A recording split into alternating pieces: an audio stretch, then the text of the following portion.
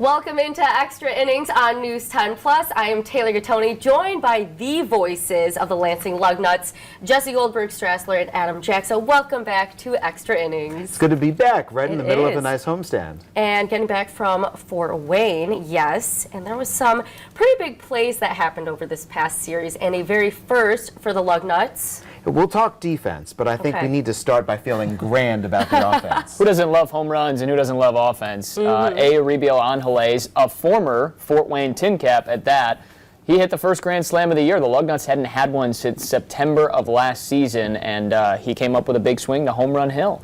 And it's not just, do you want to continue with that, That Jesse? turned around the series, because we had lost the first two games and Fort Wayne had hit a Grand Slam, and suddenly that sparked the Nuts into winning 3 consecutive against the Tin Caps. And we love that for the Nuts Go Nuts. And it wasn't just getting the Grand Slam or getting some of those home runs in.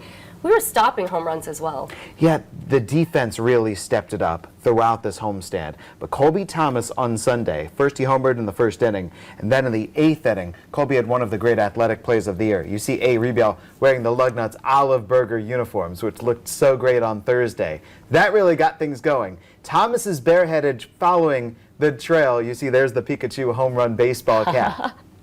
So Aribio got things going with the power and the Grand Slam, and once you put on the Pikachu hat, you've got the receiving line of everybody waiting. But let's talk defense now, because the Lugnuts were not just hitting home runs, they were taking them away. Colby Thomas is highly athletic. Colby Thomas, he was hitting home runs himself, but also he was able to take one away. And this play defensively, Jesse and I were talking about it on the air yesterday, maybe the best defensive play of the season. Because you have to go up over that ledge there in right field, extremely difficult, and he was able to make the catch. Love Jacob Wilson pointing out to him with a little bit of a tip of the cap.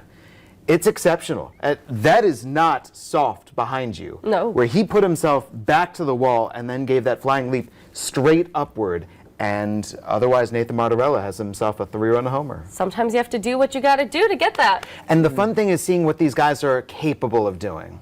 All right, so someone who is showing us what they've got is Jacob Wilson, right? So a new addition to the team. Yeah, so the shortstop, you saw him tip his cap, point out he knows a little something about great defense. Yeah, we tipped our cap to him many times over the week. I mean, he was helping turning double plays. He made a great defensive play behind second, sliding behind the bag and throwing over to first. The bat started to perk up yesterday as well, so he looks like a first-round talent. This is 17-year-old Ethan Salas. He thinks that he's got himself a base hit.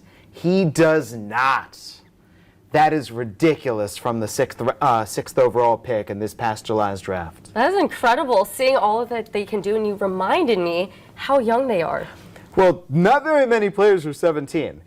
Ethan Salas is the only one. A little bit and of he an was just exception called right up there. to Fort Wayne. Exactly. The youngest guy that I had seen in the league, and this was back when we were single A, not high A, was Julio Urias, who's now in the Dodgers starting rotation. There's Wilson sprawling, spinning, firing to get him. So, yes, Ethan Salas just joining the Midwest League at 17. He's a national sensation as the Padres' top prospect. All right, I do want to switch gears a little bit to kind of get into the excitement with the Lugnuts recently. One of the big ones, a very, very big name, Joey Chestnut. Can we talk about him? We can, because you saw Aribio and the Lugnuts on Thursday dressed up as the Lansing Olive Burgers. It was Lansing Facts Day. It was a Thirsty Thursday. It was a $1 hot dog day because we had the #1 eater in the world, and you had a front row seat. I did. I went down there and got a video. He was right up on top of the dugout on the third base line. We were in the throw-up zone. Oh, good. There was a couple of gags, but nothing came out. You've heard of splash zones, but yeah, gag zone, okay. But I think, he had 13 or 14? 13. My goodness. And the olive burgers were packed with mayonnaise and everything, and he took them down. So The man's a legend. That's an athlete right there, too. And you typically eating hot dogs. So we had Claudia Sella there from Studio 10 asking him, have you ever had an olive burger before? He said no. He said he never ate one before. I was like, good luck, Joey. On his birthday, puts away 20 birthday cakes. No.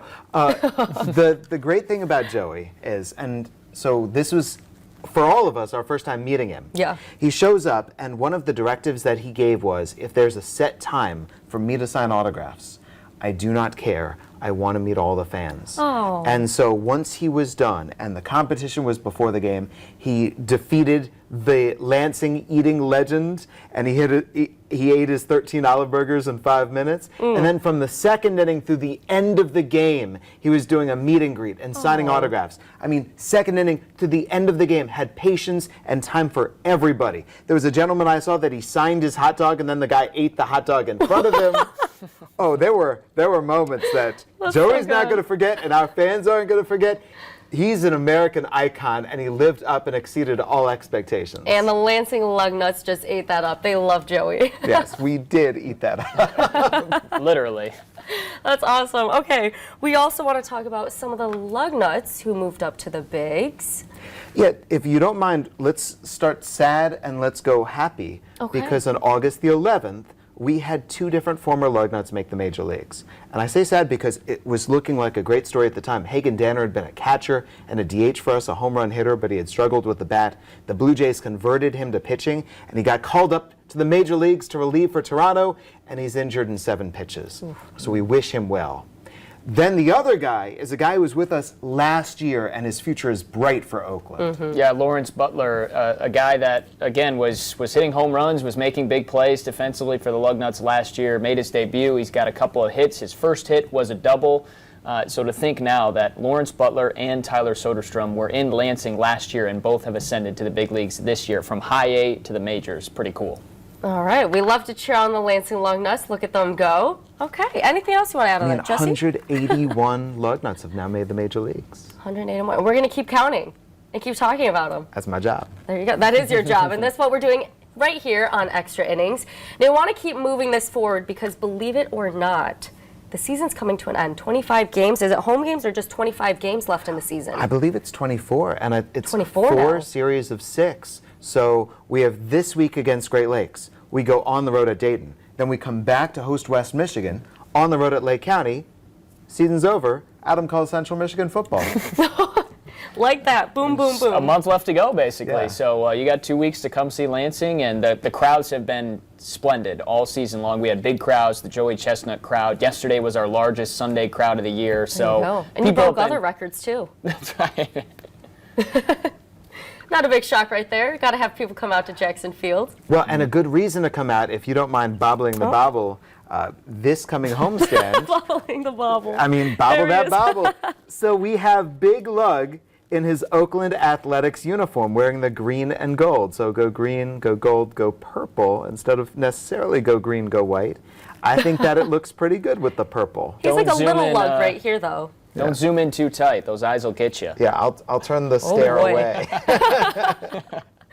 All right. Anything else you want to add about people checking out the last few series of the Lansing Lugnuts, making the most of the summer? Yeah, I think that now is when the weather gets great, right? Oh, We're yeah, through that the too. worst of the summer heat, so the crowds have been wonderful. We are home for 12 more games this week and then coming up after the week after that, right? As we wrap up the month of August and look toward September. So there are still tickets available. There are great games available. Bobble, bobble, bobble. And I think it's worth saying, before baseball is done here in Lansing, let's take advantage of this. All right, and you know, a lot of us here at News 10 will be taking advantage of heading out to Jackson Field this Wednesday, so you might see a few of us, but we're excited to be there cheering on the Lansing Lugnuts. Yeah, we'll roll out the red carpet. We It's gonna be expect to great. win every time you guys come. We get a victory. Well, me and Crystal were saying we've got a good streak, we've got to keep it going. That's right. All right, well, we also have to cheer on the Lansing Lugnuts. Are you ready? Yes. 1, 2, 3. Go Nuts! Until next time, thanks for joining Extra Innings.